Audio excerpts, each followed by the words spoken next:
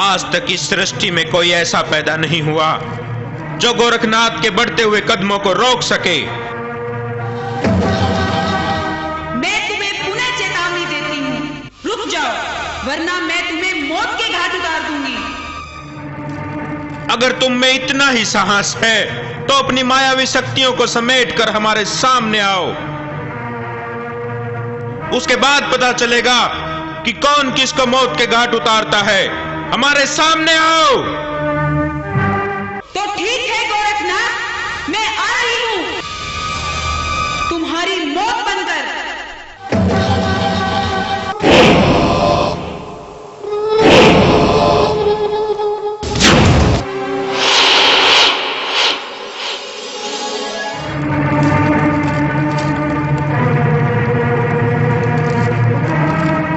हे माता काली, प्रणाम।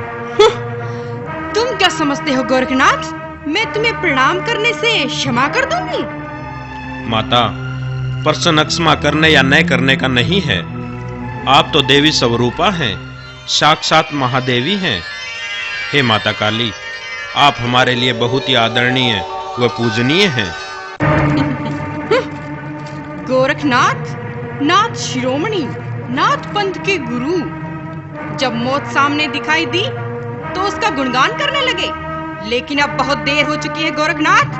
अब मेरा ये क्रोध तुम्हारी प्राण लेकर ही शांत होगा।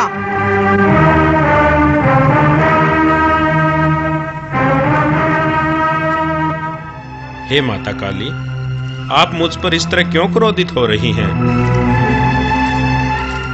मैं उसका कारण जानना चाहता हूँ। सब कुछ जानते हुए भी अनजान मत बनो गोरखनाथ। क्या तुम्हें इतना भी ज्ञात नहीं कि ये मेरा क्षेत्र है, और जो कोई मेरे क्षेत्र या मेरे मंदिर में प्रवेश करता है तो पहले उसे मुझे प्रसन्न करने के लिए एक इंसान की बलि देनी पड़ती है। अगर जो कोई ऐसा नहीं करता तो मैं उसके शरीर के छोटे छोटे टुकड़े कर स्वयं ही उसकी बलि ले लेती हूँ।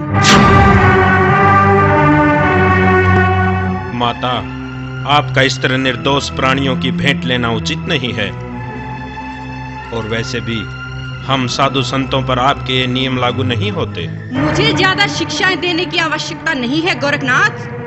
किस पर क्या नियम लागू होते हैं ये सोचना हमारा काम है, क्योंकि तुम इस समय मेरे अधिकार क्षेत्र में खड़े हो। मैं तुम्हें एक अंतिम अवसर प्रदान करती हूँ गोरखनाथ।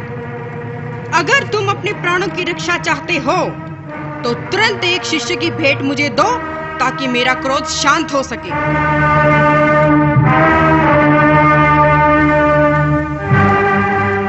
नहीं माता, नहीं।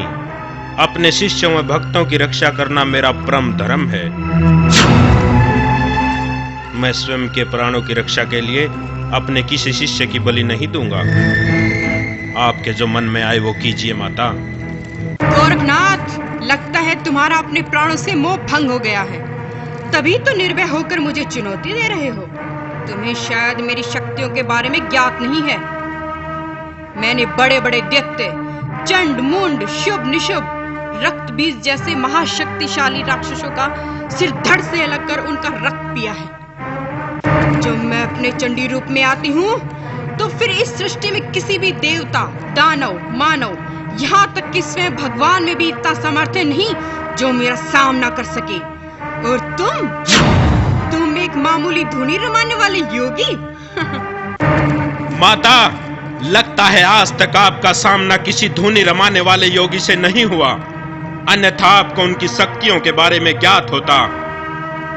हम योगी सैकड़ों हजारों वर्षों तक तप करते हैं तो भगवान को शक्ति प्राप्त होती है। हम जग कल्याण करते हैं तो ये संसार चलता है। स्वयं वर्मा के लिखे लेख को हम क्षण भर में बदल सकते हैं, लेकिन हमारे लिखे लेख को इस सृष्टि में कोई नहीं बदल सकता। माता, आज ये धुनी रमाने वाला योगी गोरखनाथ धरती, आकाश, पाताल व 10 दिशाओं को साक्षी मानकर आपको खुले शब्दों में चेतावनी देता है कि आपके जो मन में आए वो कीजिए।